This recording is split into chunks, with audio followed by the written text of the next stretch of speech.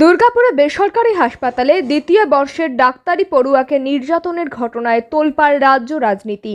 দোষীদের গ্রেপ্তারের দাবিতে প্রথম দিন থেকেই বিক্ষোভ দেখাচ্ছিলেন বিজেপি, সিপিআইএম সহ বিরোধী দলগুলি। যদিও পুলিশ এখনো পর্যন্ত 4 অভিযুক্তকে গ্রেপ্তার করেছে, তবে মূল অভিযুক্ত এখনো ধরা পড়েনি বলেই অভিযোগ বিজেপির। আজ রাজ্য বিরোধী দলনেতা শুভেন্দু অধিকারী নির্যাতিতা ডাক্তারি পড়ুয়ার বাবার সঙ্গে দেখা করলেন এবং নির্যাতিতার বাবাকে শাস্তি নিয়ে দুর্গাপুর সিটি সেন্টারের সামনে ধর্নায় অবস্থান কর্মসূচি পালন করছেন বিজেপি। সিটি সেন্টারে বিজেপির ধর্নায় বিরোধী দলনেতা ছাড়াও উপস্থিত ছিলেন সাংসদ জ্যোতির্ময় সিং মাহাতো সহ অন্যান্য বিজেপি নেতৃত্ব।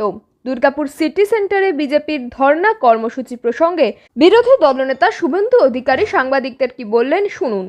কথা বলি, রাজ্যের মুখ্যমন্ত্রী মমতা বন্দ্যোপাধ্যায় দুর্গাপুরের ইনসিডেন্ট নিয়ে অনেক পরে দার্জিলিং এ ছুটি কাটানোর যাওয়ার সময়, উনি তো দার্জিলিং এ যাচ্ছেন ছুটি কাটাতে, টাইগার হিলে থাকবেন।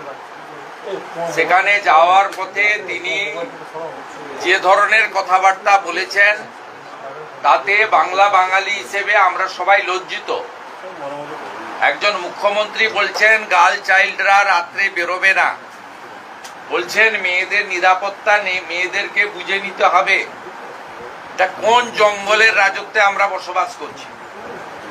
উল্টে তিনি কালকে ভিকটিম ছাত্রীটিকে অ্যাকিউজড করেছেন।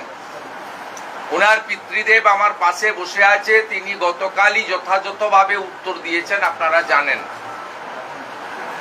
আমরা আশা করেছিলাম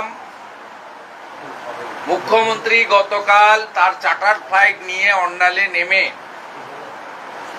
ওই কন্যাটিকে দেখতে যাবেন, তার চিকিৎসা কেমন চলছে, অন্তত ডাক্তারদের সঙ্গে আইকিউসিটিতে কথা বলে তারপরে তিনি তার ভ্রমণে বা প্রমোদে যাবেন। তিনি সে দায়িত্ব পালন করেননি। বিরোধী দলনেতা হিসেবে আমি আজকে সকালে এসেই প্রথম পরিবারের সঙ্গে মিলিত হয়েছি। ওনার পিতৃদেব কান্নায় ভেঙে পড়েছেন আমার কাছে, আমাদেরও কান্না আসছে যে বাংলা অতিথি দেব ভব, আমরা উড়িষ্যার একজন মেয়েকে এখানে সুরক্ষিত রাখতে পারলাম না। এটা বাঙালি হিসেবে আমিও ব্যক্তিগতভাবে আমরা লজ্জিত। আমরা উড়িষ্যার শেঠি বাবু এবং তার পরিবারের কাছে আমরা ক্ষমা প্রার্থী যে তার কন্যাকে সুরক্ষা দিতে পারলো না পশ্চিমবঙ্গ। এর থেকে লজ্জার আর কিছু হতে পারে না।